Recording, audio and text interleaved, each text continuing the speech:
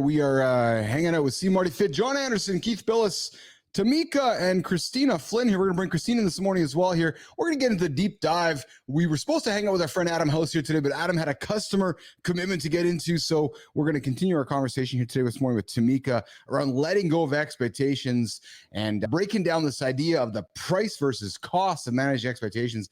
Jimmy, let's bring up Kristina into this. Let's bring Kristina into the conversation as well. Trust me, this conversation in the next 12 minutes is going to hit home, I believe.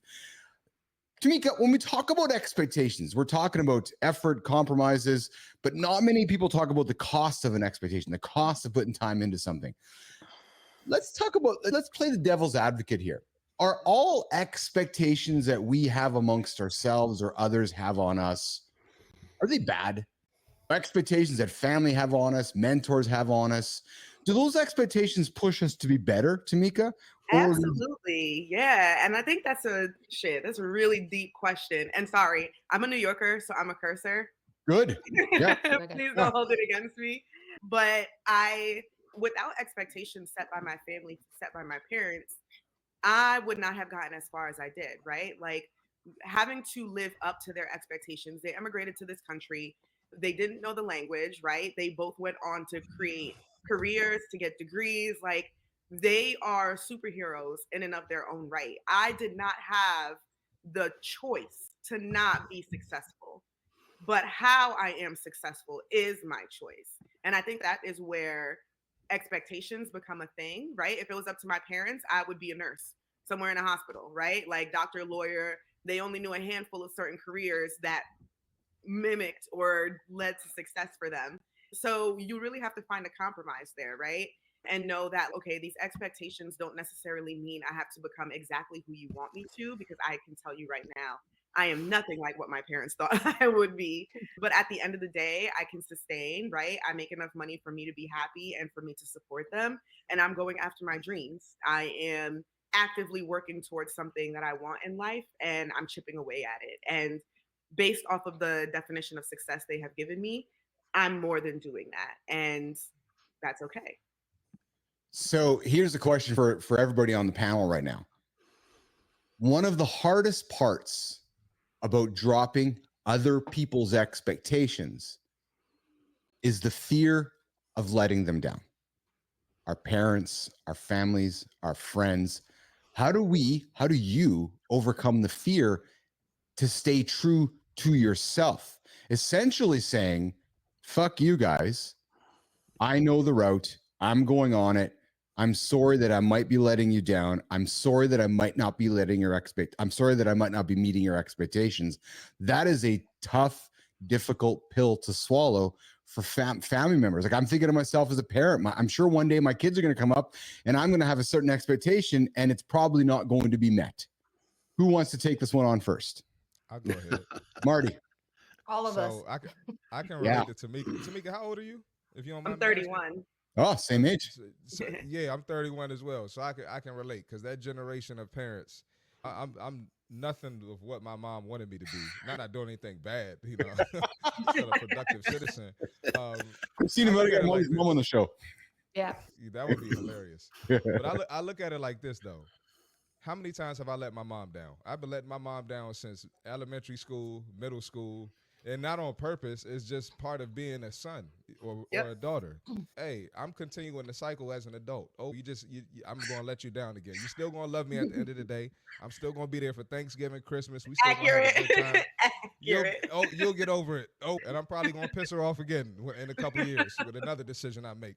Oh, but that's a great way to look at it. That's what helps me because I love what I do. I love where I'm at. So it is what it is. Yeah, yeah. Who's next? Who's going to answer? Who's going to manage that disappointing expectations? I'll jump in here. So I was the youngster, meaning I had older brothers, and my older brothers were more of the all-American type, so to speak. What I mean, and especially from my perspective, they just did everything really well within kind of the guidelines that society or parenting gave them, and they did it really well. And then I came along. And I would mean shit, man. I couldn't read inside the guidelines that were set. So I had to start figuring out how to do it my way early. And that led into my adult life. And I've dealt with a lot of guilt. I dealt with a lot of feeling like, man, look at my brothers, man. They're so happy with them, and then there's me. What I didn't realize was that me doing my own thing was a massive part of me learning to be unapologetically me. And when all the dust settled, what they really wanted from me was to be happy, and they wanted me to be able to be secure enough to take care of myself and my family. Mhm. And so as I continued to do what I was doing and chase my dreams, yeah, there was points where it looked when I'm living on friends' couches. It looked like I was going down the wrong path for sure. But I stuck to my guns and I continued to be myself, even though it was really difficult. And then basically as the whole thing unfolded, it was all like the universe let everything fall into place. I started to be really good at what I was doing, which was chasing my dream. And through the process of going against the grain, I learned to be unapologetic of myself with the people that are most important in my life, which made it really fucking easy to be unapologetically myself for all the motherfuckers out there that I really don't give a shit about. Yeah. Kristina, I got a question for you. What's the cost of rejecting expectations? Sometimes pushing back means losing relationships, missing out on opportunities, losing friends, losing family members. Is that price always worth it from your experience, Kristina, or from people maybe you have spoken to? This idea of fuck it, giving the finger to the world, I'm going down my path, and then you wake up and you have no friends, no family. Is that price worth it, Kristina? Listen, you're talking to a queer woman. So queer people often have to face this issue. We have to face this reality that when we start coming out, when we start feeling comfortable with ourselves and who we are, it becomes easier to unapologetically accept yourself, number one. Number two, then you go on the journey of, I might lose everyone. It's a reality that I have to face. And so, is my happiness in that moment in time worth potentially losing everyone in my life? I grew up Roman Catholic. It was not a guarantee that I would be welcomed into my house. I had a gay aunt that nobody talked about. So it was like I knew what I was getting into. But when you become unapologetically yourself and you are clear on who you are, to me, I'll never speak on behalf of anyone else, but to me, you do the cost benefit. I'm a business person at the end of the day. And the cost benefit, the cost of losing everyone, the benefit to myself of being able to show up as I am, whoever I am, without having to worry about other people, that was worth it every single day. And when you talk about expectations, listen, what I realized when I came out to my mom, what expectations were on behalf of parents. And at first, I was like, fuck you. I am who I am. You got to deal with me. This is like who I like. You got to accept me. What I realized over time, though, was that was super unfair, especially as parents. From the time that you are born, your parents are building a story, and they're building a story about you and them and your siblings, if you have them, the life that you're going to create. And what I realized is that my mom had this story of me and my two sisters and three perfect chisel jawed husbands that would be the daddies of their grandparents. And when I came out, I shattered her own expectations of her life, and she didn't know what the story was anymore, and she didn't know how to continue. So instead of me saying fuck you, you got to deal with this, I actually was able to feel a lot more empathy, especially now being a mom, to say you're right, and I'm sorry. I can still be unapologetically me, but I'm going to give you space, just like it took me time and space to get to who I am. I'm going to give you time and space to get to who you are and what you're comfortable with. Wow, that's powerful stuff, Kristina. Tamika, closing comments from you as we work towards wrapping up this segment. What's your perspective on this idea of whose expectations are you living for? Yeah, I honestly think Kristina and I talk about this pretty often. I'm also a Black queer woman. And so you could say that I've let my parents down in way more ways than one. But I think also everything that Kristina touched on about really having that empathy and helping guide them through your journey, the same way you needed to be guided through your journey. Nobody wakes up one day and decides, all right, this is the day that I'm going to completely implode my life, right?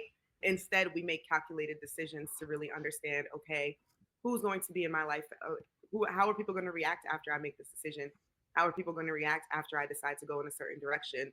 And essentially, you internally know what your results might be.